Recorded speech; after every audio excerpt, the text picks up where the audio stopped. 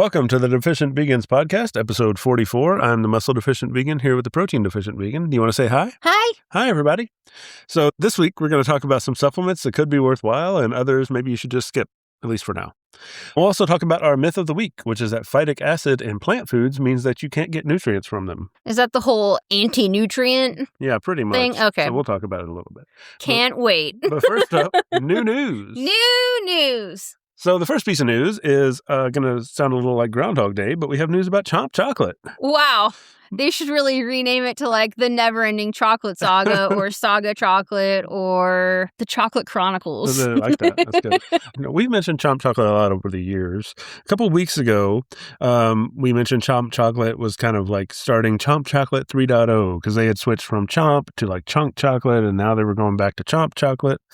Chomp chocolate is now dead officially. Yeah, he's like selling the factory. R.I.P. Liquidating assets. R.I.P.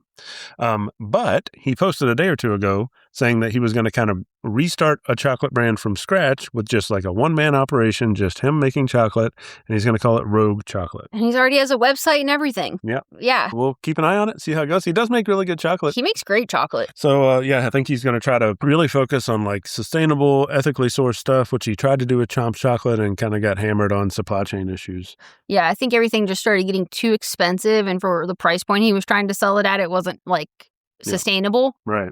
But it sounds like he's doing like incredibly small batches because it's like a one-man show. Yeah. I don't know why he had to change the name. I feel like this is getting so confusing. Like everyone already knows what Chomp is. I kind of wish, maybe there's like something there. I don't know, like legally he needs to change it or something. Yeah. I don't know. But it's Rogue now. All right. Next up, Bethany Farms is making a new stretchy mozzarella vegan cheese. Oh. Now, this does not use precision fermented casein protein like a lot of the other stretchy cheeses do. And it's also not dairy. Look at us branching out. I know. It looks like they will mostly be focused on business-to-business distribution, so selling to like pizza chains or whoever else, restaurants in general, and then also to food manufacturers so they can make products for it to go in the grocery store. I'm looking forward to hopefully one pizza chain in the U.S. buying this. Yeah. And offering a vegan cheese option. That'd be nice. That would be nice. I don't think you'll be able to buy it like directly yourself in the grocery store anytime soon. So, but they did a study and they said 39% of people preferred their cheese to dairy or they had no preference, which is pretty high for that. That is really high. People are very particular about cheese. Yeah. People really want the stretch. I've had a lot of people be like, on my recipes, like, does this one stretch? Yeah. And it's like, it's kind of hard to get your cheese to stretch really, like and also keeping all the like flavors you want in it and stuff. Right. Yeah, be interesting to see this one. Yeah. Also, there's like such a large part of the population that's dairy intolerant, so I don't know why businesses don't offer vegan cheese. Yeah, hopefully see more of those in the future. And like you said, it'd be great to have one of the big pizza chains. It'd be so nice. Yeah. Because Jet Pizza is one we had last week or something. Yeah. And they have like a whole section on their website about how it's not just a pizza place. It can be a vegan experience. Like they have a whole vegan page. Yeah. And it's like, and they're talking about like, oh, all of our crust except for one crust are vegan and all of our sauces are vegan. And they don't have vegan cheese. They have a vegan page talking about the vegan experience at Jet's Pizza, but no cheese. And their vegan butter crust. I know. Yeah. That shit annoys me. It is annoying.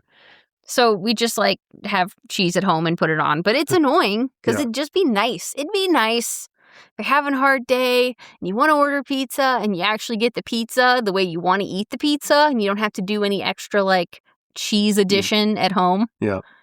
Or like be able to go to a restaurant. Because like, am I going to take my shaker of vegan cheese parm? Probably not. Yeah, I might. I've seen those people who have like the little hot sauce on this thing on their belt. You should start doing that with Parmesan cheese. But like, I should start bringing like a bag of Violife and be like, can you just hook me up in the back? Yeah, so hopefully that makes progress. Fingers crossed. The last one is Solar Foods is making a ready-to-drink protein shake, and they're making their protein from carbon dioxide. Ooh, it's kind of like the one we told you about last week about, I think it was similar, like making protein from greenhouse gases. Yeah. So making protein from the air. Yeah, pretty cool. It's going to be 90 calories with 12 grams of protein, which is really good. 4 grams of fat, 2 grams of fiber. Exciting. Yeah, it looked like they had a lot of flavors like mango, raspberry, some stuff like that. Yeah, it said it was like a little less sweet than some other drinks. Yeah. I'll be interested to try it if we can get our hands on it. Yeah. I think the actual product is going to be called Solian protein. Yeah. Something like that. So we'll let you know if we see it pop up anywhere. All right, now let's get into the main segment here. So, first of all, the important thing to know when we're talking about supplements is that probably most supplements don't really have proven benefits. Yeah. So even the ones that do really work for like performance, for like, trying to get gym progress, something like that, are just a couple of percentage points above what you would do without it. So you could really go without any supplements. Yeah. And I think a lot of them don't even really have to prove their claims, right? They can just put wild, outlandish claims on their packaging and they just kind of get away with it. And how are you going to prove them wrong? I think the only regulation there is around like very specific medical claims. Like you can't be like, this cures cancer. Yeah, yeah. But beyond that, they can make a lot of performance claims and, basically they aren't regulated in like what is in the product as long as it's not toxic, basically. Yeah. Now, I will say as like a content creator, well, I create recipes, right? But like I have like a presence on social media. I get no less than like 2 emails per week from random ass supplement companies being like, we'll give you this free shit. And like you talk about our supplements and like you can make all this money when people use your affiliate code, which is, I'm not going to be doing that. Yeah. Supplements? I can't be like promoting supplements. Like, how long would I need to be on the supplements to even see tangible benefits? But they don't want that. They want you to like, you're going to get the package on Monday and we want you to post about it on Friday. Like, fuck you. Yeah. Like, oh, I took this vitamin and suddenly I feel better. Like if that happens, you had a very severe deficiency. Right. Most of the time, if you take a supplement, you're not really going to feel much at all. Yeah. Like with some of the performance ones, you'll get, improvements over time, but it's going to be really hard for you to be like, I feel this working. Yeah. Yeah. And they give you like 3 days before they want you to post. So I just want you guys to keep that in mind when you see people like promoting shit on their pages on social media. They probably got the same deal. They're getting paid for this and they've used it for maybe 2 days before they told you about it. So probably don't trust them. Yeah, maybe. I think that's like a pretty fair. Yeah. Be skeptical. Yeah, for sure. The only supplements you might need to take, in quotes, are things that are like recommended or prescribed by your doctor to treat a specific deficiency. And the only caveat there is if you're a vegan, you do need to take B12 because you're not getting it really anywhere. Unless you're eating a lot of nutritional yeast and it's fortified. Yeah, you'll have to get supplementation in some form. That doesn't necessarily mean a pill. Like you were saying, you can get it through some fortified foods. Yeah, I think even vegan cheese. Yeah, vegan cheese has a lot of the time now. You will need to make sure you're getting it, though. That's the only one that's like definitely you have to figure it out. So let's go through a few of the supplements that we do like and we do use. So the first one's protein powder. I actually think of this. I don't like it. Yeah.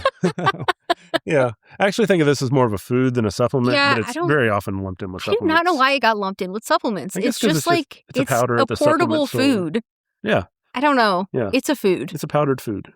It's just a food. I mean, they'd be like calling a protein bar a supplement. Now, some protein powders do include supplements in there. Like they'll throw in like taurine, a bunch of vitamins and weird stuff. But just protein in general is just, it's food. Yeah, just food. Just powdered food. So you only really need this if you want to use it to make hitting your protein target easier. It's not, and I've seen a lot of people, like you see kids post on Reddit and stuff sometimes. They're like, my mom won't let me take protein because she thinks it's a steroid. Yeah. So there's a lot of like misunderstanding about protein powder having some kind of magical gem properties or something. But it's like, if you eat 20 grams of protein powder, it's the same as if you had eaten 20 grams of protein in like tofu or something. Now, I will say in college and stuff, I relied pretty heavily on protein powder because I was on like the student meal plan and there were hardly any options because I was a vegetarian at the time. Yeah. And it's like, I kind of need protein powder because I don't have a kitchen so like it helps convenience wise. Yeah. And I use protein powder pretty much every day just because I have a slightly higher protein target and it's a lot easier to get it done. Yeah. And as far as protein percentage per calorie, it's really high. So it's definitely a good way to fit in the protein, but definitely not required. Yeah, or like if you're traveling, it's a really, I mean, we always bring it when we travel. Also, like not only the powder, but they have like the ready-to-drink shakes, kind of like we were talking about with Solar Foods. But there's a brand called Owyn, Owyn. They have some ready-to-drink shakes that are like 32 grams of protein for 200 calories, and they're pretty small. So it's just quick to drink them back and you get 32 grams of protein. So that kind of stuff can just be convenient, but it's definitely not a requirement. Yeah. All right. Next up is creatine. So this is kind of the most popular supplement probably for performance. Yeah, I've been seeing a lot of people talk about it, especially recently. Yeah. So in general, it's probably the most studied and the one with like the most long-term safety data on it. Like they've been doing studies on creatine for decades at this point, so they understand how it works long-term. It's really the only one that has really strong evidence for improving strength and muscle gain over a long period of time. And that usually shows up as like being able to do a little bit extra weight, a couple of extra reps per workout. And then over a period of time, that causes you to gain a little more muscle than you would have otherwise. Yeah. So a couple of things about creatine. This is another one that shows up online a lot where somebody's parents think it's a steroid or they don't know if they can take it or whatever. But a couple of things to know are, one, your body naturally produces a couple grams of creatine a day. And then two, you get it from food anyway. So vegans, we don't really get that much from food. People who are not vegan get a lot from meat, probably 3 to 4 grams of creatine a day from meat. So for that reason, vegans can actually benefit more than non-vegans from taking the creatine supplement. Just because we're not getting naturally through food. Right. It would kind of make up the shortfall. And it's the same dose. Like most people can get away with just taking 5 grams a day continuously. And that'll saturate your muscles and do everything it's supposed to do. And you're just like starting at a lower level than a non-vegan. So you're basically bringing yourself up to kind of the performance standard. So what were all the benefits of creatine?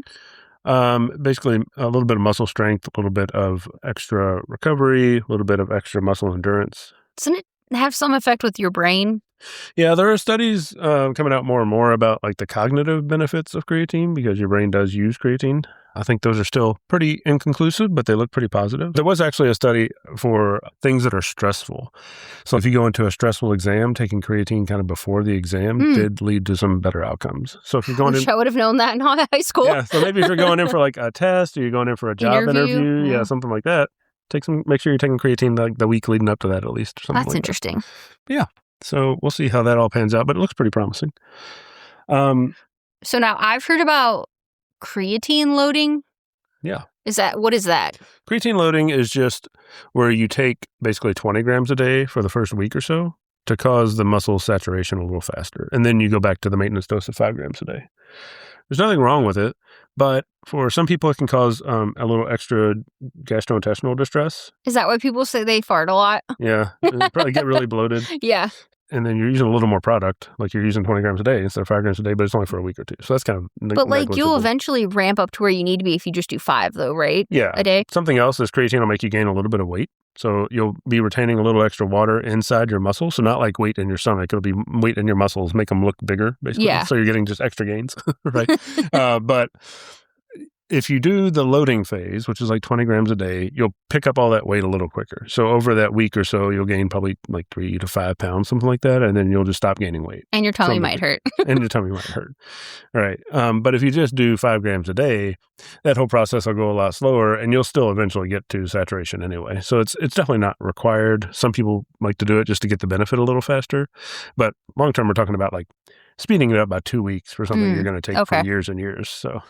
Now, if you don't lift weights and maybe you don't even really work out that much, would you still recommend creatine? Yeah, I think because of the potential cognitive benefits and because as vegans, we're kind of always working with a lower baseline, I think there's definitely an argument to just take creatine no matter what all the time, as long as you tolerate it well. Some people do get kind of stomach issues. So one thing you want to do with creatine is drink extra water. Yeah, because it's like sucking up water, basically. So you'll have less of the kind of side effects if you drink more water. Well, okay, so I saw something kind of interesting, which will be a surprise to basically no one that lives on the planet Earth. But apparently this hasn't been studied very widely on women. Yeah. And so I saw something that said that if you are predisposed to endometriosis or you're living with endometriosis, it could potentially make it worse. Yeah, I have seen some stuff about this recently. So if that's something you think you're dealing with, I'd probably skip the creatine just again, because like even when it works, it's a pretty minor benefit. So it's definitely not worth making something like endometriosis worse. Yeah, it does run in my family. So now that I've seen that, I'm probably not going to take it anymore. Just in case, because like it's a kind of genetic, you know? Yeah. And they also say like something like 15 to 20% of people don't respond to creatine. Yeah. Especially as far as, I don't know if this applies to the cognitive stuff, but as far as the performance benefits, they're basically called creatine non-responders. And I think a lot of that is still being studied, but it does seem like some percentage of people just don't really get the benefits of creatine. Yeah. So like there's still like I feel like if you think you might be someone who has endometriosis. Yeah. Or like there's a high potential in your family history where you might have endometriosis, I probably wouldn't take it because basically what I read is it can make it grow more. Yeah. Which obviously you don't want it to grow more. Right. Yeah. No, I think that's reasonable advice. Something else you can do if creatine is giving you a lot of GI issues is try some of the different forms. Normally, you'd recommend just the normal cheap creatine monohydrate. It's like the most studied version. It's effective, fine.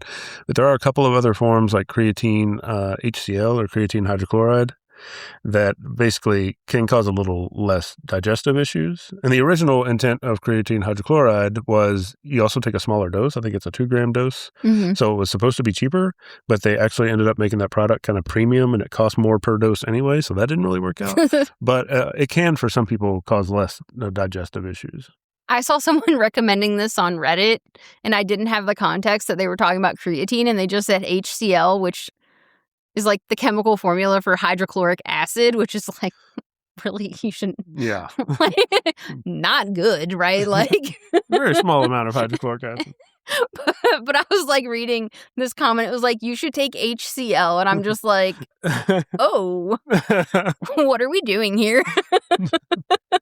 Yeah, so I think long story short on creatine, if you're in the gym, definitely if you're a vegan, and if you're not dealing with endometriosis, I'd probably find some cheap creatine monohydrate, try 5 grams a day, see how you tolerate it.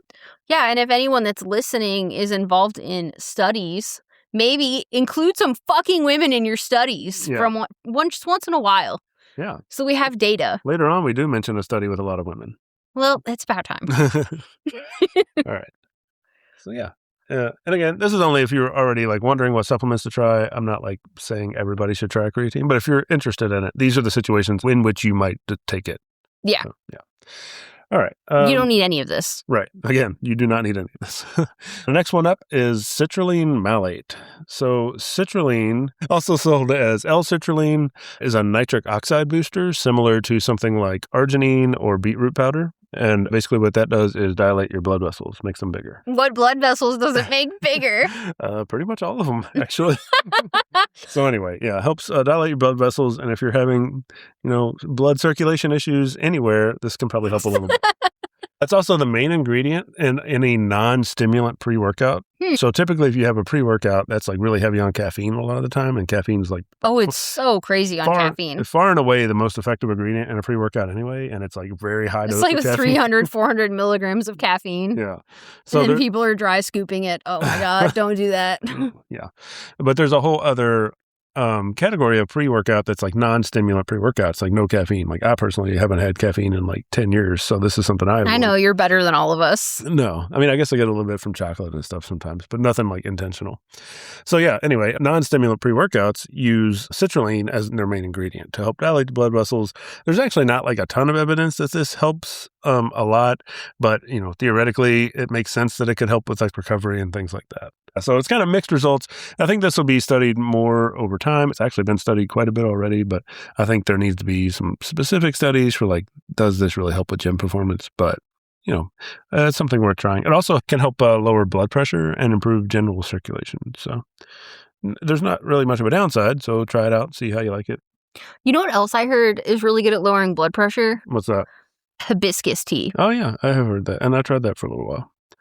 So I think Did you see any evidence of it?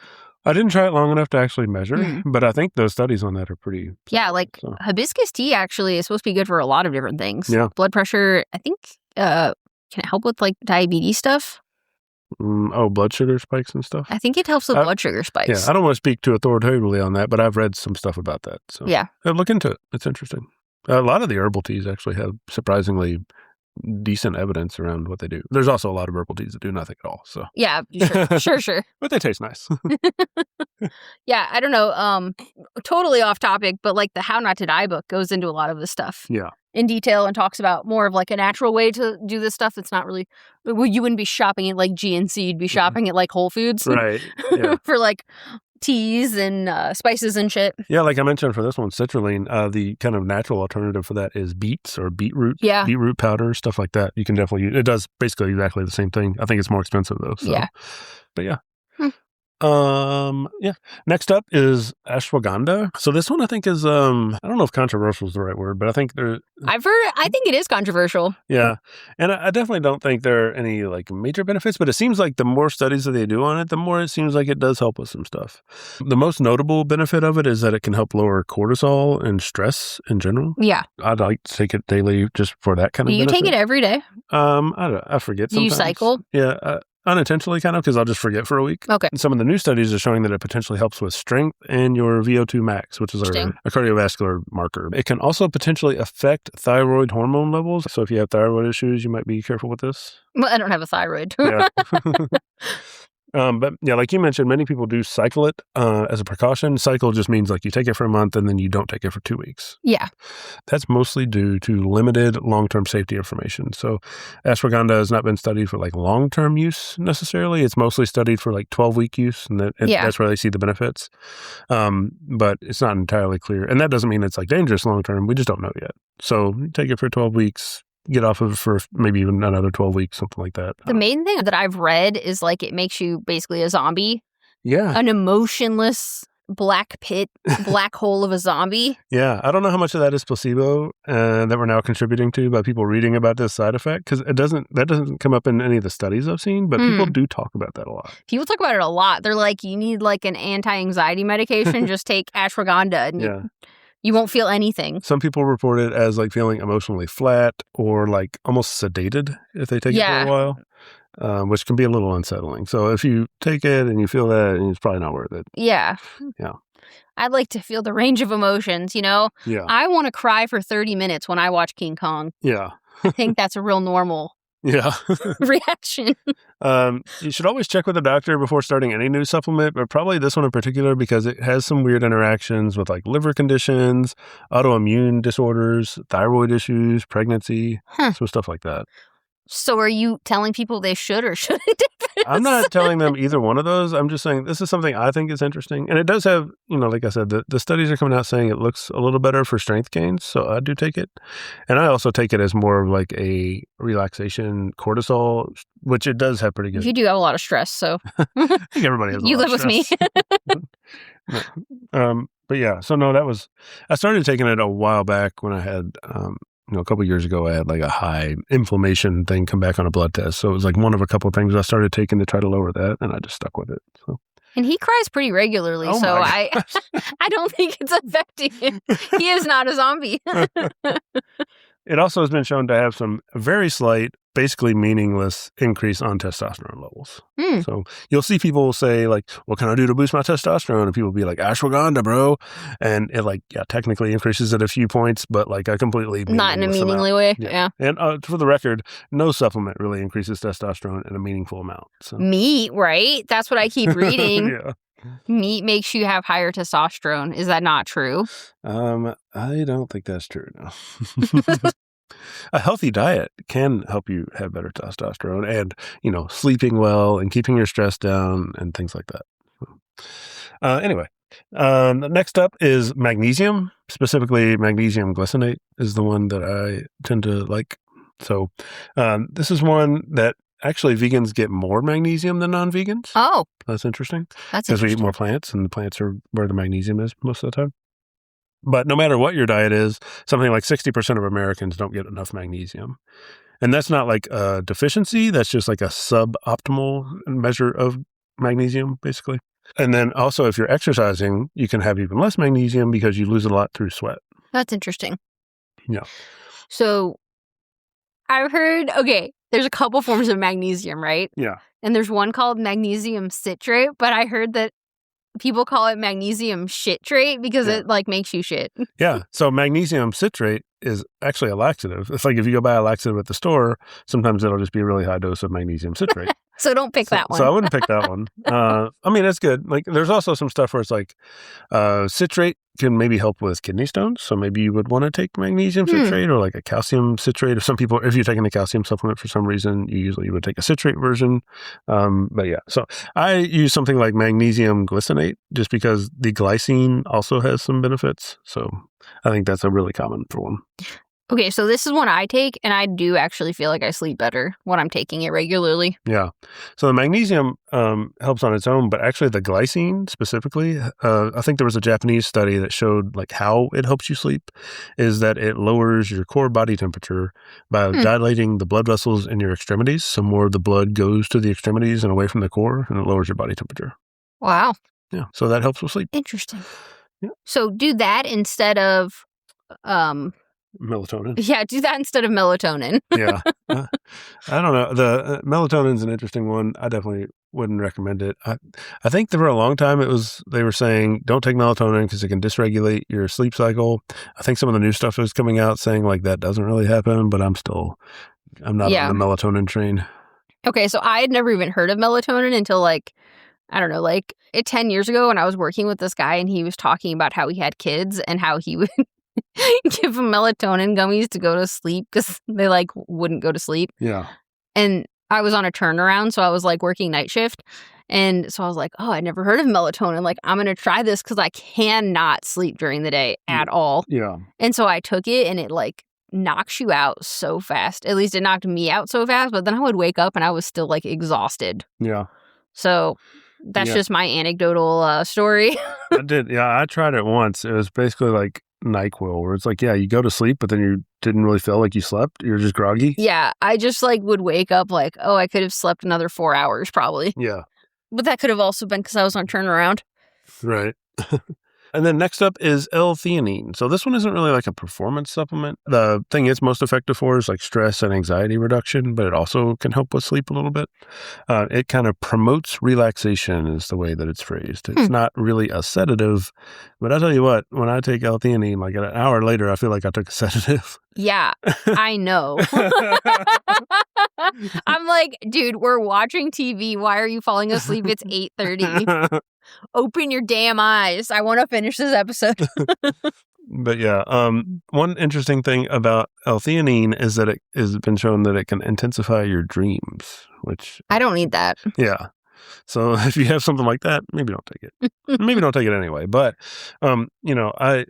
I sometimes take like a little bit of time to fall asleep in the first place. Yeah. And so typically I'll take like the ashwagandha, the magnesium, glycinate, and the L-Theanine kind of together like an hour before bed. You might as well just smoke weed. Yeah, that probably would be helpful too.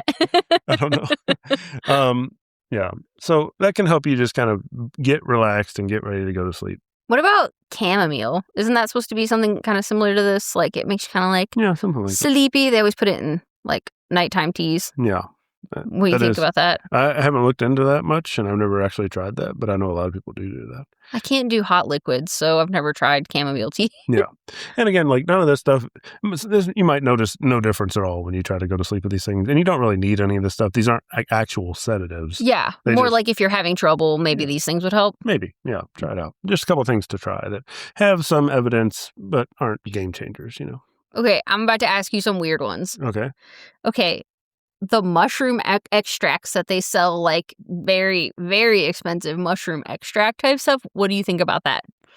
Yeah, I don't know. I don't think there's a lot of evidence behind those. And I know for some reason, whenever I take lion's mane more than like 3 days in a row, I start getting dizzy. Dude, me too. Yeah, we bought like a kit of like various mushroom extracts, and that lion's mane made me feel super dizzy. Yeah, I didn't realize that's what it was the first time.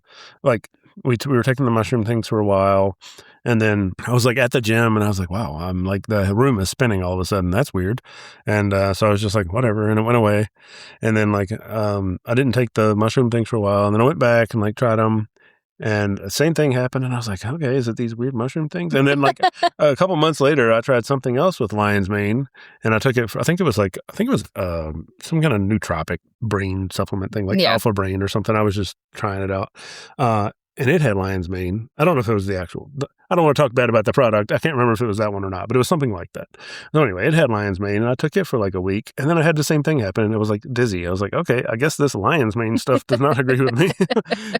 So, yeah. The extract. You can probably eat the mushrooms. Yeah. The extract is like concentrated. Right? Yeah, highly concentrated. So, yeah. It's like a drop a day or some shit. But even aside from that issue, I think there's not a lot of evidence for these mushroom extracts. And they're really expensive. Yeah, they're crazy expensive. Yeah, I remember I bought us each like one of those like kits just to try them because you see people talking about. I get intrigued. I buy things. I notice no discernible difference. That's how we can tell you guys what doesn't work. Anecdotally, I mean, they could work for some people. I don't know. Yeah. It didn't work for me. Well, this is another one of those things. It's like, kind of like we were talking about earlier. It's like you take this thing, you're not going to feel if it's working or not. Yeah. So you just kind of have to be like, okay, I guess this is supposed to do healthy things for me. Exactly. That's pretty much why I refuse to partner with any supplement brands. I'm just like, I really don't want to lie to people for money. Right. So yeah, the sleep combo of those three has helped me fall asleep a little faster. I can attest to this. He falls asleep faster than I would like. You take him too early. Yeah. Anyway. And then the next one is kind of like the multivitamin, multimineral category. This can be useful, especially for vegans, because, we have everything we need in plants, but sometimes your diet gets a little repetitive, or, you're going a while with like not eating the specific thing that has these specific nutrients, whatever. Or you're like new and you really haven't figured out exactly like what to eat to fill like the gaps that were left from like your omnivore diet before you went vegan. Yeah. And things like that. And there are a lot of things that, even if it's not a deficiency, vegans are shown to be a little lower in general. So it's not dangerous, but maybe you'd feel a little better if you could get the levels up a little bit. And sometimes it's just nice to have that like feeling of insurance policy. Which, by the way, multivitamins very popular for non-vegans. Like, I know. All throughout time, people have been taking multivitamins. It's so funny. Like when you go vegan, people just start berating you about, oh, well, at least I don't have to live off vitamins. It's like, you probably freaking take vitamins, bro. Yeah. What are you talking about? Yeah. I bet your parents gave you Flintstone vitamins. Shut the hell up. I would guess there are very few adults who have never taken multivitamins for any period of time. I can't imagine. I was taking multivitamins before I went vegan. On a vegetarian diet, I always took multivitamins. I had a whole cabinet of stuff before I was vegan. So I've always taken multivitamins. You know what's funny is I actually take less like vitamin and minerals and supplements and stuff now than I did before I was vegan. Yeah. Just because I found out like how much stuff really doesn't do anything. Right. But also because we get a lot more from food now. So right. Yeah. Yeah, because all vitamins are originally coming from plants. Yeah. So some of the things that you might look for in like a multivitamin as a vegan are like zinc is a little lower, iron, iodine is a little lower. This is another one, iodine, you might be careful with if you have a thyroid thing. It has some interactions there. You can also just do iodized salt. You don't have to have an iodine supplement. But if you have thyroid stuff, look into it. Yeah. Ask your endocrinologist, actually. Yeah. Don't just look into it. Yeah. Then, the B12 we've talked about. Selenium, another interesting one. Is that the one that's in Brazil nuts? Yeah. Apparently, you can only take one Brazil nut a day. Yeah. That is like your entire selenium dosage. And if you eat more than that, that would be not good. Yeah. And then you can also kind of lump in omega-3. That's not a vitamin, it's a fat, but it's always like right there. It gets lumped in with vitamins, yeah. So, that kind of thing. You might, consider having a multivitamin, multimineral supplement that has some of those things. Just to round those out. Yeah. Another one is calcium. So vegans, we get a little less calcium. We absorb a little less of the calcium we do get. Yeah. But, there are also issues with taking calcium supplements. Those can cause issues. Kidney stones. I think even like some cardiovascular stuff potentially. Yeah. But also like low calcium can make you more susceptible to osteoporosis. So it's like You definitely want to get the calcium. I just wouldn't do it in a supplement. You can do it. The way I like to get most of mine is like with the fortified plant milks. Mm-hmm. It's kind of like the same way you get calcium as a non-vegan for the most part is with milk. And then, leafy greens. Leafy greens have some calcium. Yeah. But, I wouldn't recommend probably taking a supplement for this unless your doctor tells you to, obviously. Yeah. But I would just try to maybe use the milks. I think, maybe if you're like a, middle-aged older woman, ask your doctor about it, though. Yeah. Because I heard that women are more susceptible to osteoporosis and like bone density issues. Yeah. Especially, okay, this is kind of off topic, but did you know that when you're pregnant, the baby sucks the fucking calcium out of you? I've heard something like that, yeah. I had a friend that got like 12 cavities from being pregnant because they just sucked the calcium out of her teeth. Yeah. Is that not insane? That's pretty insane. That's insane. Anyway, that's why I'm not having kids. That stuff's crazy. Yeah. So anyways, you probably want that, if you're pregnant, maybe. I don't know. Yeah. Oh, also another good source of calcium for vegans is that a lot of tofu is what's called calcium set. Yeah. So, they make it firm with a calcium base, and that's really good calcium, actually. So there you go. Another one that's kind of tricky for vegans, and I'm going to mention it separately, is vitamin A. There are a couple of really good sources of vitamin A, like sweet potatoes, carrots, squash, and spinach, basically things that are orange. Or yeah. Even one sweet potato a day basically gives you all your vitamin A. Yeah, I think it's like a cup of carrots will mostly give you your vitamin A. Yeah. But if you don't eat orange things a lot, it's actually pretty hard to get. So that's true. If you're not on a pretty regular diet of sweet potatoes, carrots, and squash, you might consider making sure your multivitamin has vitamin A in there. Now, I had someone that looked kind of like a wellness grifter recently come in my comment section telling me that unless you're getting retinol vitamin A, it doesn't count. Yeah, I mean, it counts. It's one of those things where it's the conversion is different, right? So you need, there's two different guidelines. So you get this amount if it's retinol, you get this amount if it's the beta carotene. Beta carotene, yeah. And so, whatever that form is, you get it from the sweet potatoes and the squash and whatever. So, you'll see different supplements are set up in different ways too. So, yes, there are two different forms, but no, it's not true that one of them doesn't count. It's like omega-3. Yeah. Technically, the omega-3 that you need is EPA and DHA, but most of the vegan sources like flaxseed and stuff use ALA, which your body converts into DHA and EPA. Yeah. But you can also just eat algae, which is DHA and EPA directly, or algae oil. Right. I find this interesting because it's if you're getting vitamin A from meat, yeah, which I assume is what this lady was trying to say. Right. Where do you think your animals are getting vitamin A from? Because it's plants. Right. That's where it comes from. Yeah. It's just they did the, breakdown of vitamin A to retinol for you. Yeah. The other one is iron. Technically, the iron that comes from animals is heme iron, and the iron you get from plants is non-heme iron, which is you lose some of the conversion or how your body uses iron, so you need a little more non-heme iron, but that doesn't mean the non-heme iron doesn't count. Right. Yeah. Just need a little bit more. People are living healthy vegan lives, so this is obviously not true. Yeah. And the trick for iron specifically, for vegans, if you just take some vitamin C with your iron, that really boosts the absorption of it. So very helpful. And I've always had low iron. Even when I was a vegetarian, I had low iron, so. Yeah. And then, not to plug a specific product, but I'm going to plug a specific product. But we're not sponsored because our podcast is pretty small. No, not sponsored. There's just one I really like. It's called Holier. Yeah. WHOLIER. And they are a multivitamin made specifically for vegans, basically. And it just has 6 or 7 things in it. It doesn't have a whole bunch of stuff that's going to turn your pee neon yellow and be a total waste of money. So they have a couple of things that vegans are a little less likely to get. And it's a nice little very simple insurance policy for some of the little things you might miss out on. Yeah. This is the one I've been taking for, I don't know, we both have been taking it for a couple of years now. Yeah. But they'll send you your first one will come in a glass jar, and then you'll get, I think they're biodegradable packaging. Yeah, for the refills. And so you can get subscriptions that'll make it a little cheaper. Yeah. And it doesn't seem like it's much more of a price difference than a Centrum multivitamin or whatever the major brands are. It's pretty much the same. I like that. With a lot of vitamins, if you're trying to make sure you're getting a vegan vitamin, you have to make sure they don't have gelatin tabs. Yeah. So it's just nice buying from a vegan company that's obviously they're not using, you don't have to really look at any of that stuff to know it's going to be vegan. Yeah. And they're all dosed well. They on their website, they talk about why they picked which dosage for each one. And they way overdose vitamin B12 because vitamin B12 absorbs weird for everybody. I remember back when I was originally taking vitamin B12, you take the ones you stick under your tongue because that absorbs better. So, little stuff like that. But I think it's a really good product. So. Yeah. I think basically the only thing I currently take is magnesium, the Holier multivitamin, and then I take an iron supplement because I think I'm just kind of anemic by nature. Yeah. No matter what I eat, I'm always kind of low on iron. So, yeah. What do you take? I basically take the Holier for the multivitamin, and I take an omega-3 on its own just to try to get a little extra.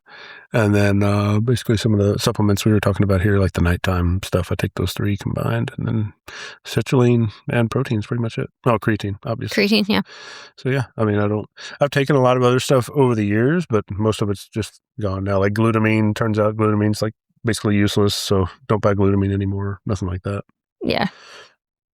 I do like Ghost has a pre-workout that has the citrulline in it and also has taurine and a couple of vitamins. So I like that mainly just because I like having something that tastes fruity before my workout or whatever. So I like that because it combines a couple things. But yeah, just kind of keep it pretty simple. Some specific things of note that you might not want to go down that are extremely popular.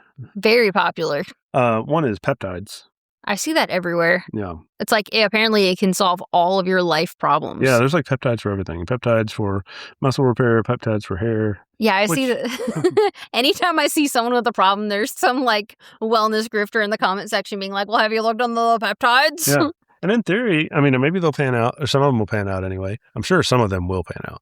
But it basically like just gives your body instructions to do specific things.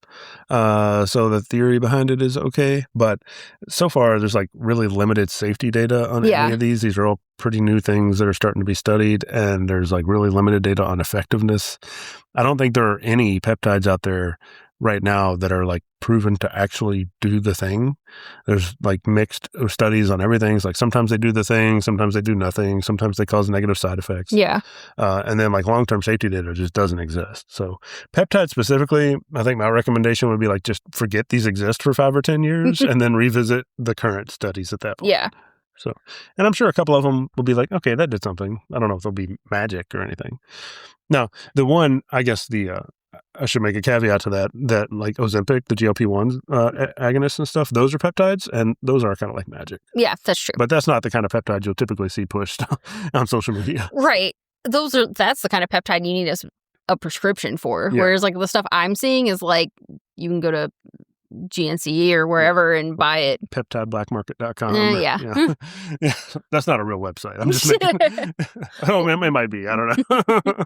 Well, hey, maybe if they're doing current studies on it, they could, I don't know, include some women in those studies and maybe study this stuff on women. Yeah, so we know if it's safe for us to use. Yeah, that'd be nice. The other one that gets pushed a lot is collagen. Oh my God. Oh my God. This one is okay, sorry. This one's so annoying to me because what's that one product all the fitness influencers... Veg. Yeah, all the vegan fitness influencers push veg over and over and over again. It's all you see. I've never tried veg. Don't know if it's any good. But apparently they came out with the first ever vegan collagen. So that's all they're all pushing, and it drives me insane. Yeah. So continue with your thought. So collagen, in general, does seem to have some promising minor benefits for like skin hydration, skin elasticity, maybe something for like hair, something like that, hair health.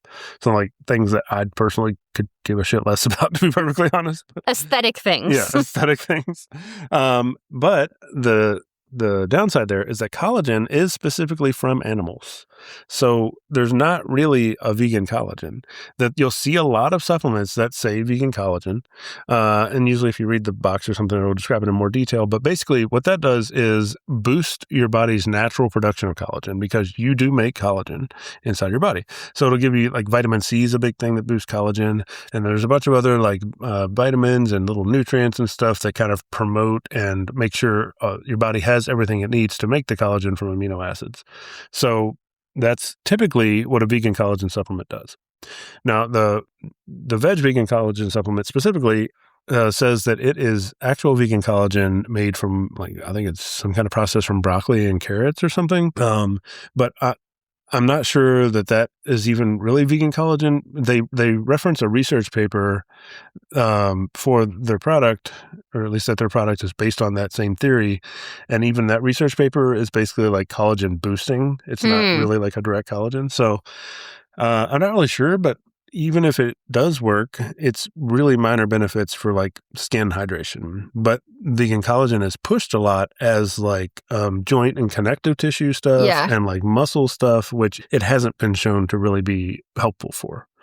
So I think there's a lot going on there. And I think there is a lot of research going on with collagen, and it does look interesting, but I'm not sure that vegans will really ever get the benefits of that if it does pan out. So. Unless they come up with like some kind of...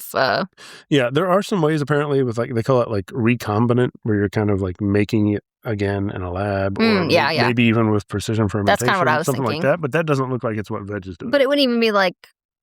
it'd be like vegan actual animal collagen, but it made in a vegan way. Yeah, exactly. Yeah. So that doesn't appear to be what Veg is using. No. And I don't think there are any collagens out there right now that are like a vegan version that's bioidentical to the animal collagen. So I would say if you're seeing a vegan collagen push, be skeptical. Yeah. And I mean, I guess you can give people the benefit of the doubt that they're completely unaware of that, but then also then why are they pushing it without knowing what they're pushing? Yeah. And if you have a deficiency in some of those, and like if you're not having enough protein or you have a deficiency in some of those nutrients, maybe it will boost your body's production of collagen, but you could also just take a multivitamin and eat more protein. Yeah. So, and kind of get the same effect. And save money. Yeah. So that's one where it's in a little bit of a weird space because the claims they make don't quite match what it actually does. Yeah. And then also you don't really need it because your body's already making collagen. So there's a lot of weird stuff going on. I almost feel like they should have to call it a collagen booster. Yeah. I feel like it's a completely unregulated market because it's supplements. So. Yeah, I know. It just seems incredibly misleading. Yeah. And then like I've seen a few people try to have those conversations in the comment section with the creator and they double down and they're like, it's vegan collagen. Yeah. And it's like, I don't know, I guess I'm going to give you the benefit of that you don't know what you're talking about, but also maybe you're just trying to make money. I don't know. And I'm not a biologist, but from what I've read, it appears that there's not a great way to make real collagen from plants like that. Yeah. And again, if you're deficient in these things, even veg, vegan, collagen, whatever, may have some benefits for your collagen production. So anyway, moving on. But yeah, so I think that's pretty much it for the kind of interesting, more effective, or more noteworthy supplements. And if you have any questions on anything we didn't talk about, or if you have questions on anything we did talk about, just like leave a comment or send us a message. Yeah. So now let's get into our myth of the week. And the myth of the week this week is that phytic acid means plants don't give you nutrients. So you may have heard, and if you're a vegan on the internet, you've definitely heard the kind of take that plants are anti-nutrient. Yeah, I've heard that. Yeah. So what that comes from is plants have something called phytates, which is phytic acid. And phytates are mostly found in whole grains, seeds, and legumes. Okay. So that's why you'll see a lot of like pasta and oatmeal hate, stuff like that because of the phytates. So phytates do technically reduce the absorption of other things that you're eating them with, but it doesn't block the absorption of all of it. Something else you should know is that a lot of preparation methods like soaking, fermentation, cooking, etc., pretty substantially reduce the amount of phytates in the food anyway. Yeah, because you're probably not eating whole grains raw. Yeah. So it also only affects nutrients in the same meal. So if this is something where you're like dealing with a deficiency or you're just really concerned about this, you can kind of strategically pick which foods to eat with which things. The two big things that are like most affected by this are iron and zinc. So if you're like anemic or have a zinc deficiency or something like that, maybe you would eat your iron in a different meal than you eat your whole grains, or you would just take like the vitamin C with the iron, like I was saying before, that basically boosts it right back up to where it needs to be. So you could do some of that. But at the same time, the reduction is only around like 25% for a lot of these. Okay. So this is not something where it's like you're not getting any of the iron you ate. Yeah. It's just a reduction. That's interesting because the way I hear it is like basically plants destroy all nutrients and you're going to die if you're a vegan. Yeah. If it's a situation where you're already kind of low on iron all the time and then you become a vegan, now you're only getting non-heme iron, which has a little bit of a conversion issue. And then you're eating your non-heme iron with like raw whole grains or something somehow, or raw seeds even, if you're eating your seeds with your iron, then yeah, I mean, maybe you run into an issue where you're not absorbing quite as much as you should be, but with a couple of things like, eating your iron with a different meal or eating it with vitamin C or something like that, you're way back above baseline anyway. So it's like something you might have to think about in very specific situations, but it's not something where it's like nobody could be vegan because you don't get iron anymore. Right. And also like if you're anemic, your doctor is probably going to tell you to be on an iron supplement anyway. Like I've been on an iron supplement for like over a decade because my doctor told me to be on one. Yeah, it's another one of those things where this is somehow presented as a vegan-specific problem. Yeah. where iron and zinc supplements have been used for a long time by non-vegans. So. Yeah. I take my iron all by itself at night because if I take it in the morning or like it makes me nauseous. Yeah. Something else to know is that phytic acid also potentially has some benefits. So it's been shown to potentially be an antioxidant and potentially one of the anti-cancer compounds. That's interesting. So, you never hear the anti-nutrient wellness grifters talking about that. Yeah. So it's not something you want to try to avoid, even if you could.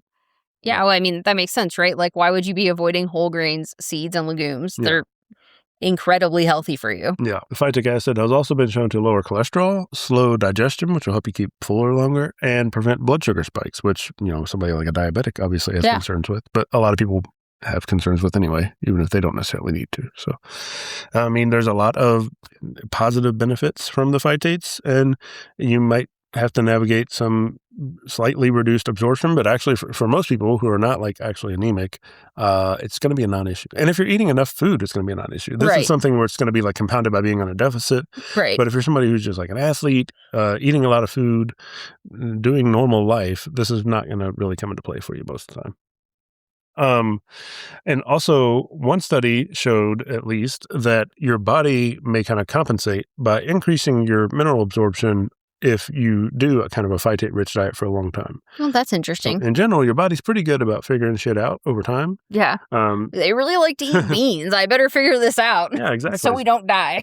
So they actually showed if you're eating phytates a lot, then your body will just start absorbing more iron and zinc and calcium and magnesium, some of those other things that are slightly affected.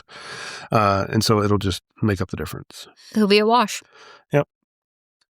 And then also, phytates have been associated with a 63% decreased risk of kidney stone formation in a study that had 96,000 women in it. So, whoa, that's where all the women went. They went into just this study. Yeah, I think it was called the Nurses Health Study 2, I think is the name of this study. That's study. really interesting. 63%. It was like women, I think they were 20 to 40 years old, so on the younger side. Yeah. But 63% reduction in kidney stone risk from a high phytate diet. Kidney stones hurt, so eat your phytates. Right. So a lot of benefits there. You wouldn't want to avoid them. And it seems like for most people, the reduction in absorption is going to be pretty minimal.